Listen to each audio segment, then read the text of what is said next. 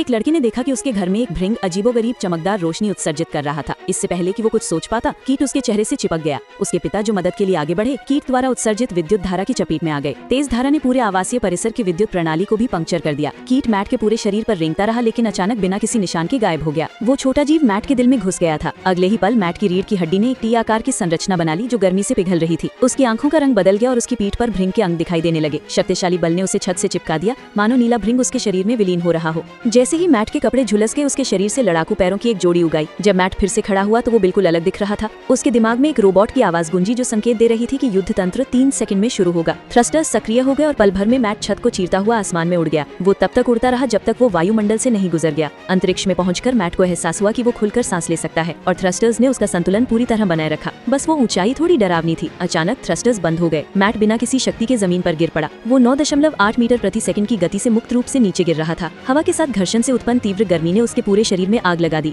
Mat के समुद्र में गिरने से ठीक 1 सेकंड पहले छिपे हुए यांत्रिक पंखों ने उसकी जान बचाई। पता चला कि ये कवच के प्रदर्शन के अंशांकन का एक चरण भी था। मैट के सांस लेने से पहले ही कवच ने स्वचालित रूप से उड़ान की कार्यक्षमता का परीक्षण करना शुरू कर दिया। मैट जो अभी भी संतुलन नहीं बना पा रहा था, उड़ते हुए पानी पीने लगा। सौभाग्य से कवच काफी मजबूत था, लेकिन गति वास्तव में बहुत तेज थी। कवच शुष्क गैस सुपरसोनिक मोड में चला गया। उड़ान मोड को ठीक से ट्यून करने से उसे सड़क पर सभी वाहनों से बचने में मदद मिली। मैट ने कवच परीक्षण को रोकने की कोशिश की। लगातार चिल्लाने के बाद उसने सही आदेश सफलतापूर्वक चिल्लाया और आखिरकार परीक्षण पूरा कर लिया। सड़क किनारे खड़े दर्शक इस एलियन वस्तु को देखकर दंग रह गए। मैट ने कहा कि वो एक अच्छा इंसान है और सभी को घबराना नहीं चाहिए। लेकिन अचानक सड़क पर एक बस उसकी ओर आ रही थी और कवच ने स्वतः ही सुरक्षा मोड चालू कर दिया, जिससे दुर्घटना हवा और कोहरे के झोंके में बदल गई। नंबर 2 बस मौके पर ही 4 बसों में टूट गई। गनीमत रही कि बीच वाले गलियारे में कोई साथी नहीं था, वरना मैट को अपना बाकी जीवन राजा के साथ बिताना पड़ता। ये देखकर कि किसी को चोट नहीं आई है, मैट घबराई हुई भीड़ से माफी मांगने के लिए जल्दी से आगे बढ़ा। लेकिन जब वो आधा रास्ता तय कर चुका था, तभी ध्वनि संकेत ने घोषणा की कि मेटा का प्रदर्शन परीक्षण पूरा हो गया है। उसने एक ब्रेक लिया और 180 मील प्रति घंटे की रफ्तार से वापसी यात्रा शुरू की। इस समय उसकी माँ पुलिस को फोन करने में व्यस्त थी।